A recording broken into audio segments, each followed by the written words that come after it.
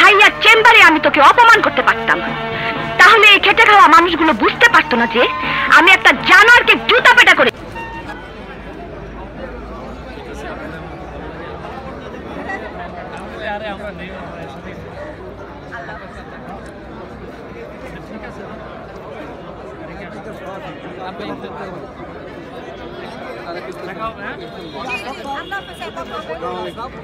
আপু একটু এদিকে দেখিয়েন তো আপু।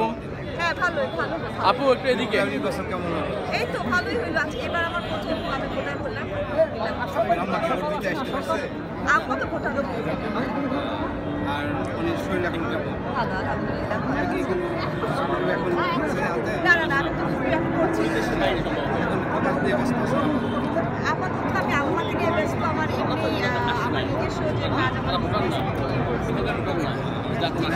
এক ভোট সুস্থ হয়েছে, সুন্দর হয়েছে, আনন্দ দিয়ে আছে। দর্শকের উদ্দেশ্যে কিছু বলেন। সবাই ভালো থাকবেন, আমাদের জন্য দোয়া করবেন, আপনাদের জন্য আমার জন্য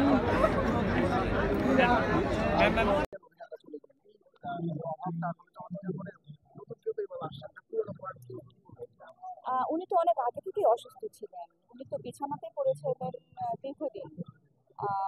কাজও তো করছেন না, উনি অনেক আগে থেকেই কাজ করছিলেন না। ওনাদের জায়গাগুলো তো আসলে পূরণ হবার না।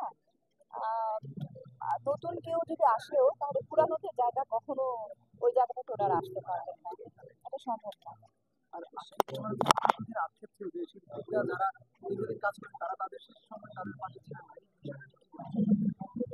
এটা এটা আসলে মানে কষ্টদায়ক ভীষণ।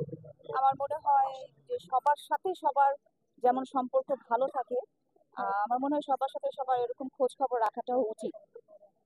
যখন আমরা একসাথে কাজ করি তখন আমরা একজন আরেকজনকে ছাড়া কিছুই বুঝি না, কিন্তু যখন একটা মানুষ অসুস্থ হয়ে যায় বা মারা যান, তখন অনেকেই কিন্তু দেখতে আসেন না।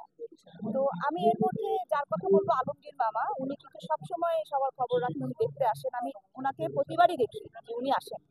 মিশা সওদাগর ভাই আসেন, বিয়ে তায়েব ভাই আসেন, আর অনেকেই আসেন। তারপর মানে পুরানো বলতে আর কি অনেকজনকে দেখেছি, অনেকজনকে দেখিনি, অনেকের নাম মনে নাই, কিন্তু যারা আসেন না তাদেরকে আমি রিকোয়েস্ট করবো যে আপনাদের আসা উচিত। জ্বর ছিল, ঠান্ডা ছিল, এই সমস্ত না বলে ঝড় তুফানও যদি থাকে তবুও আপনাদের আসা উচিত, যেহেতু ওনারা আমাদের পরিবারের মানুষ, ভুলেই গেলে তো চলবে না।